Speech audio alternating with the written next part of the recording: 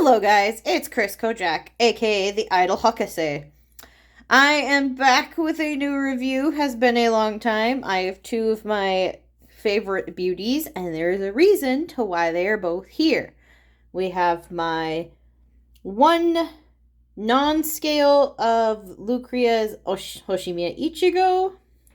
Very gorgeous, very good. She's a queen. She's Aikatsu. I want to get Aoi and Ran to complete the set. And I have my Alpha Omega Lily, who is gorgeous. She's a queen. And she's Gothic. Now, from these two, you might be able to put together who has arrived at my house today on this very glorious day. So I will move the two queens aside. They will come back later, at a later time in the video. Today, I have received the Lucrea Gothic Magic Horde Yurika Todo by Mega House. Now, as you can see, I have already taken her out of the box. Also, I have kept her bat familiar that goes with the brand Gothic Lolita, because he's not needed and I'm not going to display him with it. So that was the front of the box, the side of the box. Here is the back of the box with all of the art pictures, all of the warnings and information. Here is the other side of the box. I got this one secondhand. We got the top of the box and the plain boring bottom. All of it is purple. All of it shares the similar pattern that is on the dress this is based off of. This is the Gothic Magic Horde. This is one of the premium rares that Yurika actually gets. So a little fact about this Yurika figure while we stare at the box is I got her. She is by Mega House from their Lucrea line. I initially got her off of Bai for 18,000 yen. Her retail price was 18,500 yen, so I did save some money off. And she's considered to be a 1/7 scale, and her height is 8.97 inches. Now, I have already unboxed her and saved the pain, so here's the look. Here's our first look at Yurika. As you can see, the bat that goes with the brand, he comes as his own stand, so he can fit anywhere. Here's a top view. Here's a front view. Her from the side. Her from the back. And her from the other side. Now, the floor of this base is pretty huge. It is the same floor that is used in the Song of Glass Doll, which is where this microphone also comes from, and where she first wears this outfit. So let's look at some of the closer details. First, here is her face. She has her trademarked, her sharp bangs, this greenish white colored hair. It's kind of a weird color in the anime. Here it's very green. At other points in the anime it's very white. At this point it's accurate. Here we have the top hat that is sitting atop her head. We can see she has an earring right there. She also has the earring on the other ear, which has a bat wing attachment toward the bottom of the crystal. She has bright green eyes, her light green eyebrows. She has an open mouth with fangs. Her hair comes in her curly twin tails. The further we go down, we can see on her top, she does have a choker with a light blue gem. Any of the white parts on this figure have a light purple shading. You can see it up here, closer to this part of the gem. And all along her top. If we continue down to her corset, we can start to see any chain parts that are on this figure are actually real chains. When she arrived, all of the chain parts were protected with plastic to protect the figure. We can see on the corset, it is this purple pattern that has these kind of like hearts that are together, similar to like a fleur-de-lis pattern, and she has blue roses over these certain sections. Near these top, there's 2 silver buttons. On the purple top, there are 3 buttons atop each side. If we look at the little jacket or bolero, that's the correct word, we can see that we have more belts. We have this purple pattern. We have more of the roses on the sleeves. If we continue down to the front of the skirt, here's the overview of the front of the skirt. It is laced up in the middle with this separated blue portion, and the purple portions here are also separated. So there's this layer's above this layer, above this layer, above the white layer. So they are 4 separate layers. The nice thing about the flowers, and I don't know if you can tell, is they actually have a shinier finish underneath compared to the belts that are also shiny, but the purple is very metallic on the dress. Again, these chains, they are real chains. Toward the bottom of the dress, we have what I guess could be considered a petticoat. She does have this lacing here, which is all shaded purple. She has these little blue gems on the bottom of each of the spikes of the dress. And if we go down to her feet, she has the trademark of this dress, which is a diamond stockinged leg and a striped stockinged leg with the bat shoes that have a blue gem on the front with the bat wings, the white lace, and the rest is purple. In front of Yurika stands the microphone that she uses when she's singing Glass Doll. Now this is from the game, specifically the color, because in the anime when she is singing in this dress, this is actually green, but I like the blue. It goes better with the theme.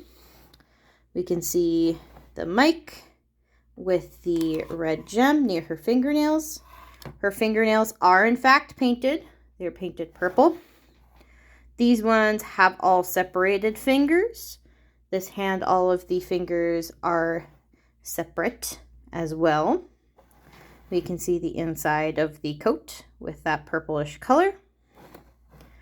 If we go down the microphone, we can see there are these engraved parts. They are actually engraved in there and have a metallic blue to them down toward the bottom of the base, where it is silver and it attaches. There are only 3 pegs. These 2 are metal pegs. This is a plastic peg. This one does move around, so you can actually put the microphone into her hand.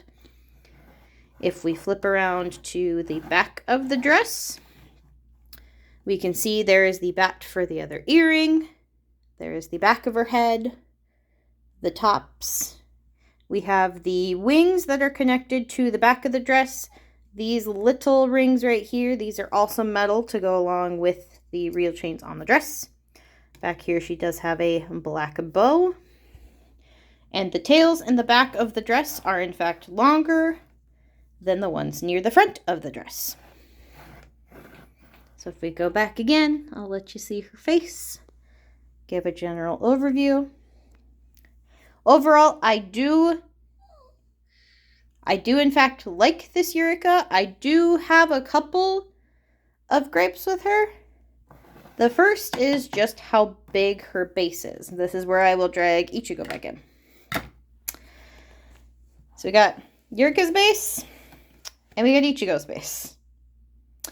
I don't think her base needs to be this big, because she's going to take up a lot more room in a Detolf compared to Ichigo, where she can go anywhere.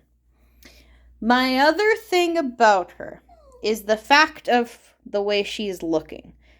Ichigo, you can put her on a higher shelf, and you can see her. You can put her at a lower angle, and you can still see her. Yurika, on the other hand, if you put her at this angle, which is just a little lower, you can see her. If you are, however, above her, this is the angle that you are going to see. If I lift her up, that is the best angle. So she needs to be on a higher shelf. She cannot be on a shelf that is almost direct angle. Even when I'm looking this angle right now, I can only see this much of her. So comparing her and Ichigo, Ichigo measures at 8.5. Ichigo is 8.5 inches tall, while Yurika is 9.7. Now I'm going to switch Ichigo out. I wanted to have them both in a frame because they are both made by Lucrea, so you can see both of their qualities. Sorry if you heard me shushing. My little dog wants attention. But I wanted to get this review out. Now, the next person I wanted to compare to is who I consider my queen of my idol shelf, which is Lily. Now, fun fact here. Lily I got for 21,000 yen. She's made by Alpha Omega. I'll give first-time viewers that have not seen a quick spin around of Lily. She does wobble because she is only held on by one support. It is metal. So this is Lily spin around. We can even see Lily next to Yurika, just how big Yurika's base is. Now, Lily is considered to be a 1/8 scale. Yurika is considered to be a 1/7 scale. The funny thing is, if you look up their listings on my figure collection, both are listed to be the exact same height of 8.97 inches tall. And you can see here, like, probably the crown is what makes her slightly taller, but Yurika is bigger based on scale size. Now, if I had to pick between these two, I would go for her if I could only have one.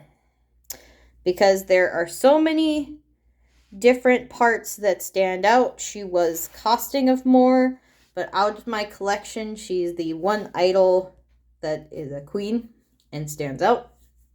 I just remembered my other little nitpick with paint. Everything else paint-wise on Yurika is really good. I haven't found any paint errors. The only thing that bugs me is these gems.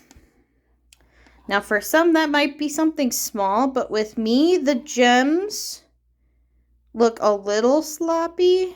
Like, even if you look at that one, some of the lines are not straight. Some parts have more of the blue showing on other sides than others. So, I definitely don't regret picking up Yurika. It's just, for me, I'm going to have to think about which shelf I'm going to put her on. Because compared to her fellow idol friends, she is not as shelf accessible, where both of these I can put on differently heighted shelves and see them. Yurika has to be on a shelf where you can have her slightly above you. So that is my review of Todo Yurika Gothic Magic. Goth Magic Horde version from Mega House and Lucrea. I hope you enjoy. Please give a like and let me know, who do you think they need to make an idol of next for Maidkatsu? Because I am a big Otome stand, and they need to make more Otome. And another gripe I have, why are they only making the Gothic girls? Why? This is Chris Gojak signing off.